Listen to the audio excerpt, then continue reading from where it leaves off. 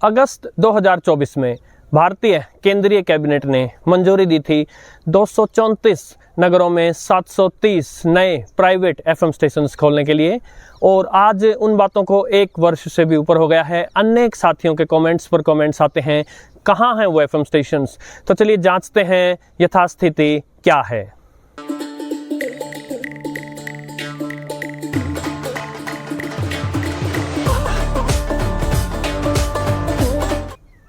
साथियों नमस्कार।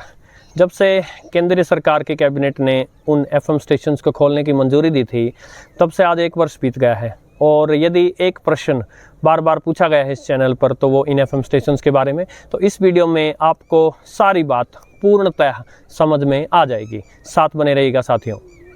सबसे पहली बात तो कि सूचना और प्रसारण मंत्रालय ने, भारत सरकार ने उन नगरों को जो है प्राथमिकता दी जहां पहले से प्राइवेट एफएम स्टेशंस नहीं हैं।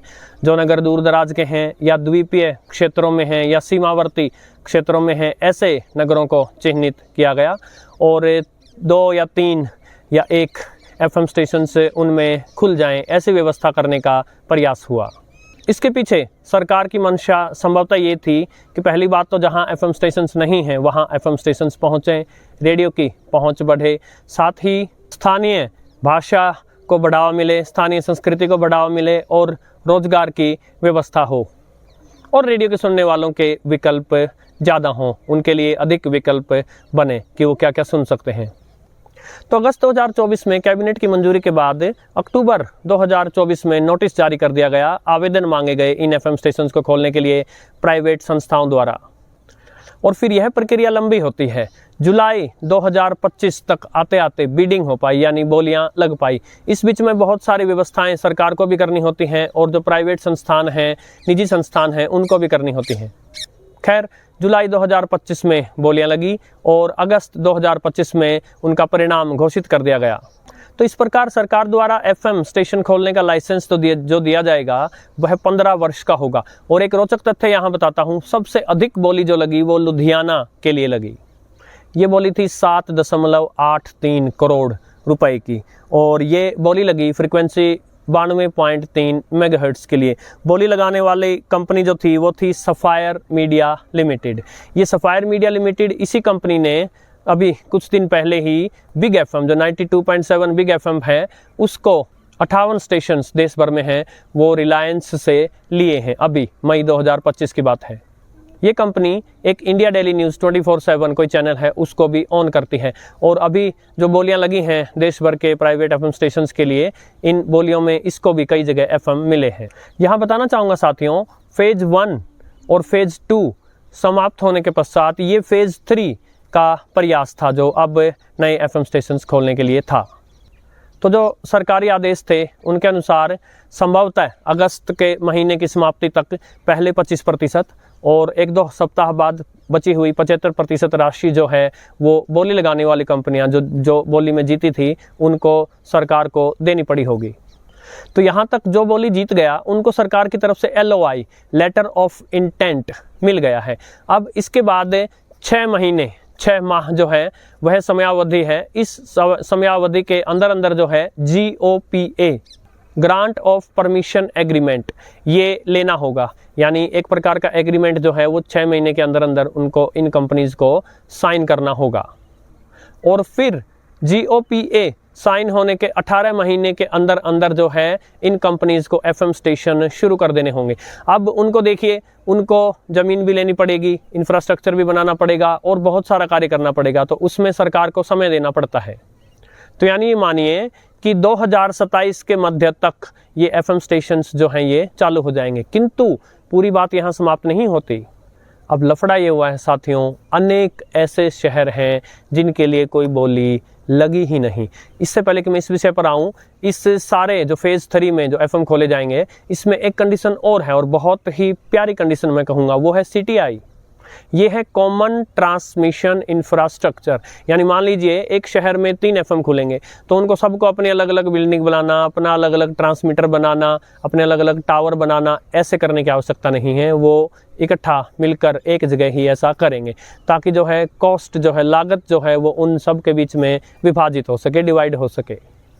इस इंफ्रास्ट्रक्चर को बनाने के लिए या तो वो मिलकर अपना कुछ अरेंजमेंट कर सकते हैं, और वरना उनके लिए भारत सरकार का BECIL, ये है broadcast engineering consultants India limited, ये उनके लिए इंफ्रास्ट्रक्चर प्रोवाइड करवाएगा। अनेक शहर जिनकी बोली लगी ही नहीं, जैसे हरियाणा में भिवानी, जींद, सिरसा, थानेसर, इनके लिए कोई बोली नहीं लगी, लेकिन हरियाणा के ही अंबाला, कैथल, पानीपत, रेवाड़ी और रोहतक के लिए बोलियां लगी, किंतु इनमें भी कैथल में केवल 1 FM के लिए ही बोली लग पाई, जबकि रोहतक में 3 के 3 FMs के लिए बोली लग गई। तो इस प्रकार जो सरकार ने सोचा था कि 234 शहरों में 730 चैनल खुल सकेंगे, उनमें से 43 शहरों के 63 स्टेशंस की ही बोली लग पाई साथियों। जिन शहरों के लिए बोलियां नहीं लग पाई उनकी संख्या 191 है, यानी इन 191 शहरों में 2027 के मध्य तक भी फेज़ 3 में के दौरान जो FM स्टेशंस खुलने थे वो नहीं खुल पाएंगे। अभी थोड़ी ही देर में वीडियो में आगे चलकर मैं उन 43 शहरों के नाम ले दूंगा, ताकि आपको पता चल जाए कि आपका शहर भी उनमें से है जहां अब 2027 के मध्य तक प्राइवेट FM खुल जाएंगे। अब आगे क्या होगा, जिन शहरों के लिए बोलियां नहीं लगी उनका क्या होगा?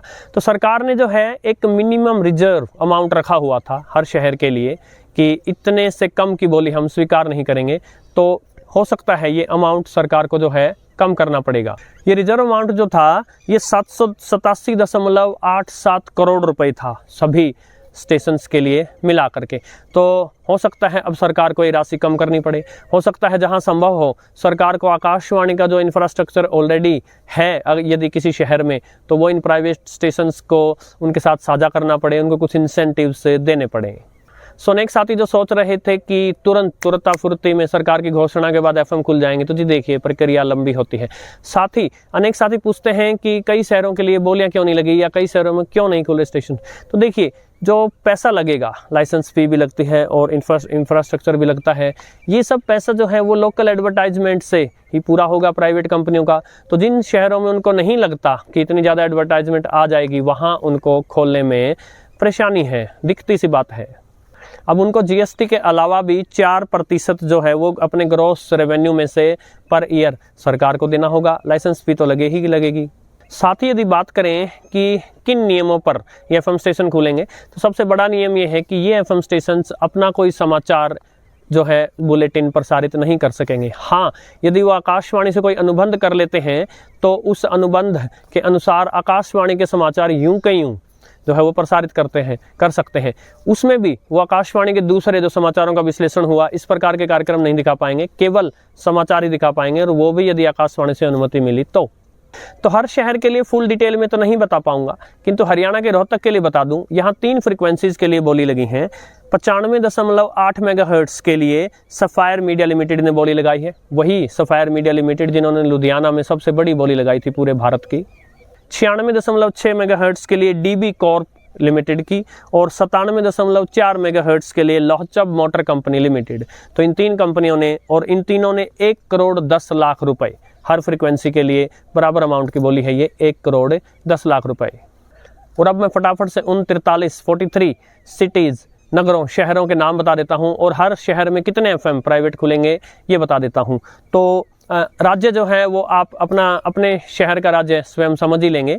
अलवर 1, अंबाला 2, बदायूं 1, बठिंडा 1, भीलवाड़ा 2, भुज 1, कुन्नूर 1, दमन 1, डिब्रूगढ़ 1, दिंडीगुल 2, इटावा 1, अयोध्या 2, फर्रुखाबाद 1, गांधीधाम 1, गंगानगर 1, हल्द्वानी 1, हरिद्वार 3, जोरहाट 1, कैथल 1, कानंगढ़ 3, कराईकुड़ी 1, करूर 2, लुधियाना 1, मथुरा 2, मुरादाबाद 1, कन्याकुमारी 2, नेववेली 1, पालक्कड़ 3, पाली 1, पानीपत 2, पुडुकोट्टई 1, पुरी 1, राजापल्लायम 1, रतलाम 1, रीवा 2, रेवाड़ी 2, रोहतक 3, संबलपुर 1, सीकर 2, सिलचर 1, थंजावुर 2, तिरुवन्नामलाई 1 और वानियम्बाड़ी 1। तो इस प्रकार साथियों, जैसे हरियाणा जो मेरा राज्य है उसमें टारगेट था कि 9 नगरों में 27 स्टेशनों के लिए बोलियां लगे, लेकिन केवल 5 नगरों में 10 स्टेशनों के लिए बोलियां लग पाई। तो अभी तक मैं दोहराना चाहूँगा, जहां 234 नगरों में 730 चैनलों के लिए बोलियां लगनी थी, वहीं केवल 43 नगरों में 63 स्टेशनों के लिए ही बोलियां लग पाई। और ये जो शहरों के मैंने नाम लिए हैं, इनमें अगस्त के 2027 के मध्य तक जो है FM स्टेशन खुल जाने की संभावना है। तो साथियों, इस प्रकार की जानकारी जो इस चैनल पर प्रसारित होती रहती है, इसको जुटाने के लिए काफ़ी परिश्रम और समय लगता है साथियों, जिसकी मेरे पास पहले से ही कमी है। तो आप सभी साथियों से आशा है कि जो भी आप वीडियोस देखते हैं, लाइक अवश्य कर दिया करें और अपनी टीका टिप्पणियों से वीडियोस को सुसज्जित कर दिया करें। इससे वीडियो बढ़ने की संभावना रहती है। यदि आपने सब्सक्राइब नहीं किया है तो सब्सक्राइब अवश्य कीजिएगा। नमस्कार।